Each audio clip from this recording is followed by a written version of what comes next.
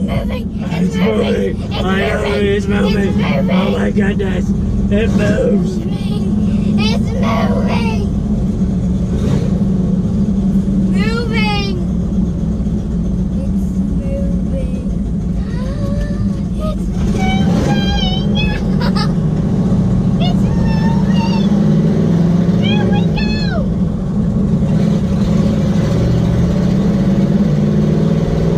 Here we go. Yes. Yes. Yes. Yes. Yes. You excited or something?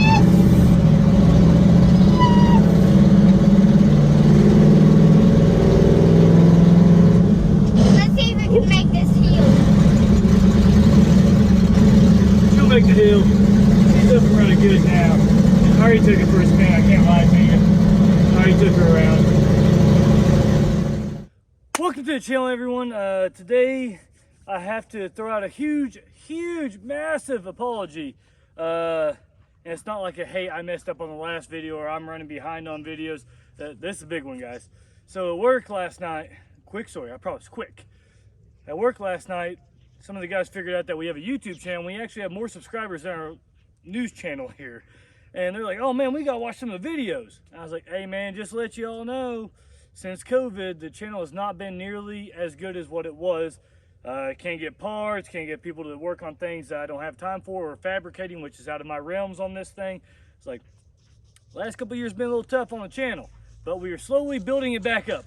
So I am apologizing because as we watched some of these videos, I seen the original video when we first bought this truck, when it was still full-blown, all original 72 F250, two-wheel drive, 390 in it, 4-speed granny gears and everything. And my dog's about to come drop the ball because they want me to throw it again. So if you see the dogs come in the frame, my apologies, and I probably will kick the ball for them. But anyways, so, and gosh, she was so excited. At the end of this video, I'm gonna put some of those clips. It brought me back to reality about how we've got to get this channel back up and rolling, and we have to get this truck going. Today is actually not an ideal day for what we're doing, but we've got to get this truck finished.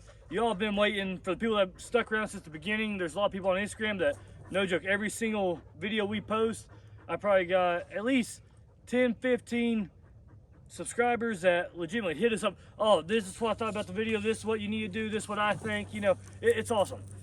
10 people, 10, 15 may not sound like much, but to us, that is awesome. Even if it's just one person we reach out to and they're like, oh man, I love your stuff. That right there alone makes all this stuff worth it, even if you don't see somebody putting in 4 hours worth of work into a 10-minute video. So anyways, the guys at work last night made me realize, watch some of those videos when my daughter was half her age, holy mackerel. But she took a ride in the 72 and 04 that this whole chassis is running off of. Back when there was two separate different trucks running down the road, and she helped me get the 72 originally up and running with the 390 and the granny 4-speed in it, which is awesome, guy. Wait till the end of this video when I show you some of those clips. That's good stuff right there, and that really makes you get back to the grindstone. So today, this is the most you've seen this thing broke down right here, all right? No fenders. The bed is still on it. We're going to worry about the bed a little bit later due to I have no one on this day that has turned out to be halfway sunny and just warm enough to do what we're doing today. But I don't have anybody here to help me lift the bed off to get to work on all that stuff. So on the other side of this hill, I'll show you here in a second, but this right here is going to crap. We're doing what in the military we call PMs, preventative maintenance. Oh, there's the ball, hold on. There you go, dogs. Well, you caught it in like 3 feet, that doesn't help. But it's starting to rust. Even the door sitting up beside this truck is starting to rust on the bottom edge, just sitting in the dirt. When it rains and turns to mud and all that stuff, it's starting to rust. So today, for only 40 bucks, which we have a little demonstration at the end of this, it's gonna be even more expensive than the 40 bucks. It's gonna turn into a $500 video very, very, very quickly, but it's gonna help us generate a whole lot more videos. But for 40 bucks, we are just gonna start primering this. It's just simple rattle can. Oh wait, hold on. Oh, the dog is getting excited.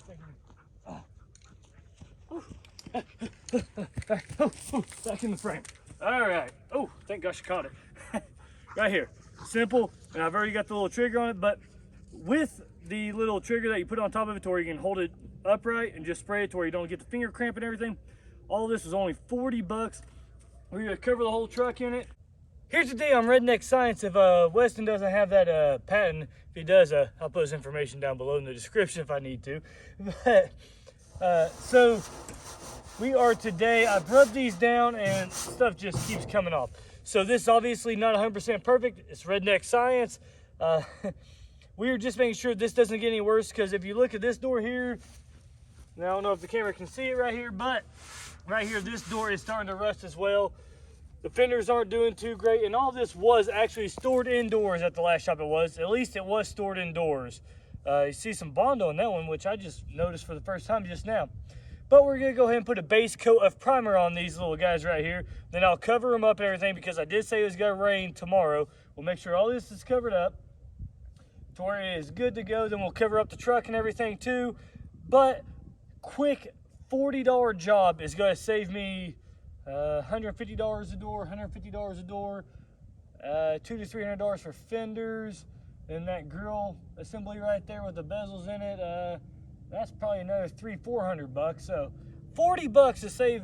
I'm not a good education person, but it sounds like about $1,000 worth of just buying parts. And yes, I'm going to primer these and sand them down right afterwards. But let's see what it looks like after we are done just doing a base coat of primer.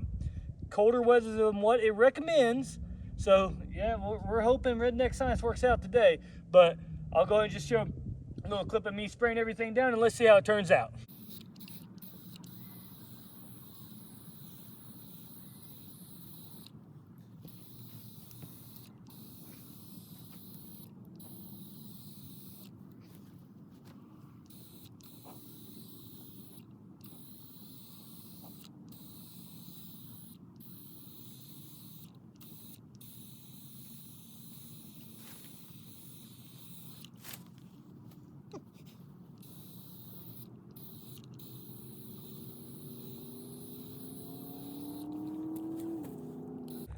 All right.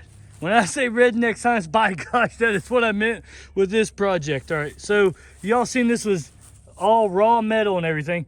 Does absolutely not look amazing by any means whatsoever. But we have covered up the rust with rust prevention spray and everything. And even when I set this door down, went ahead and got some grass on it, which is awesome.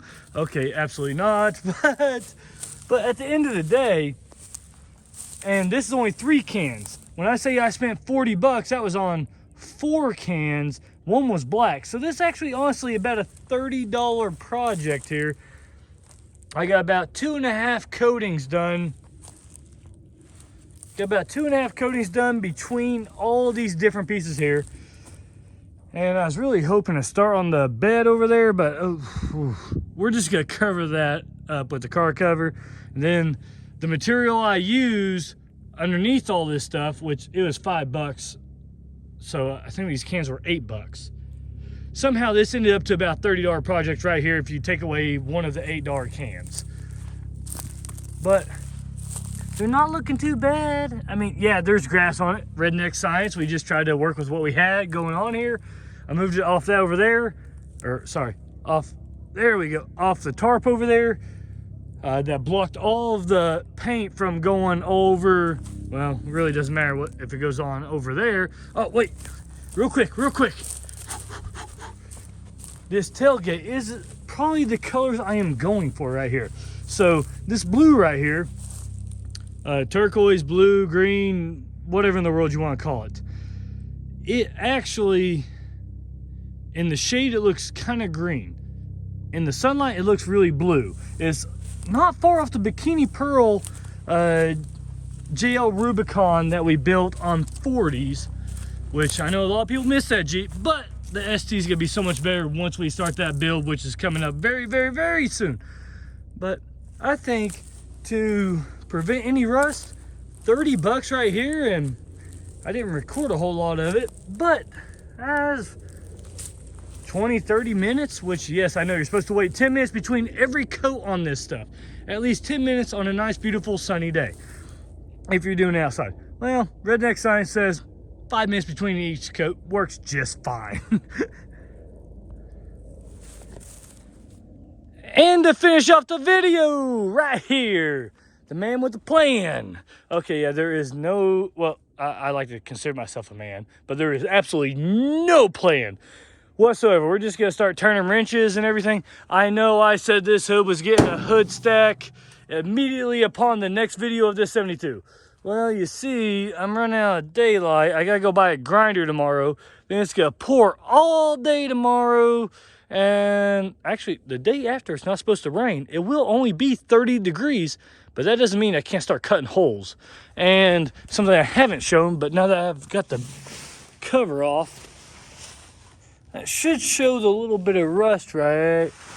Wait, does it show it? There's some rust in there that I've got to cut out. So if I go ahead and go buy the grinder tomorrow, I can go ahead and take care of that hood stack. I can take care of that rust right there. Throw a quick, I got a little bit of primer left. I can even use the black primer that's over to the side that we're gonna use just to shine this up. I mean, supposedly he painted this. You can see the runs in it. This is obviously a horrible job of painting. Absolutely horrible, horrible, horrible, horrible. But I'm gonna go ahead and sand that down, go ahead and rattle can that, because a rattle can looks better than that. That's just crappy work. So we'll go ahead and cut the hood stack, I'd say in 2 days. So look for that video, because I'll figure out something in here to go ahead and make it worthwhile of showing an actual video and not just cutting, well, a really crappy shaped hole in the hood of that thing. Actually, heck, where are we? That's supposed to be the 4-inch down pipe. So if I go ahead, manipulate that, turn the turbo a little bit, should be able to shoot it straight up the hood, not have to make any modifications. Tell me what you guys think. But anyways, and I'm gonna go ahead and put that drive shaft in there. To where then we just gotta start running wiring to where we'll at least have it movable. But hope you all enjoyed the video. If you did, please give it a big thumbs up. Stop by for the first time. Please subscribe. You all have a great day.